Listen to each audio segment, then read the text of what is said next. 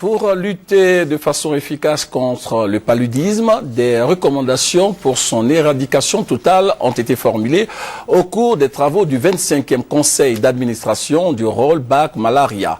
Un conseil engagé au plan international dans la lutte contre cette maladie qui continue de faire des victimes sur le continent africain. Christelle Menant. Le paludisme toujours dans le collimateur du partenariat mondial Rollback Malaria.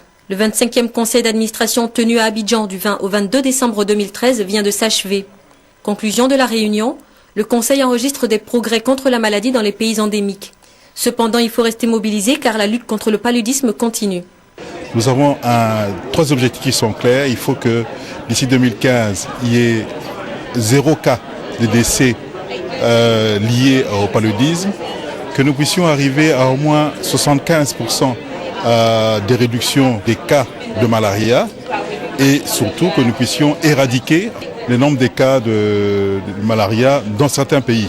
Ce 25e conseil d'administration du Rollback Malaria a réuni 103 pays participants ainsi que les principaux donateurs internationaux qui financent la lutte.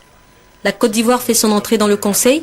Elle entend capitaliser cette position pour atteindre ses objectifs dans la bataille contre ce problème de santé publique. Nous faisons un effort au niveau du gouvernement ivoirien pour les ressources internes déjà, mais essayer d'élargir les partenaires qui pourraient venir en appui donc à cette lutte. C'est très important.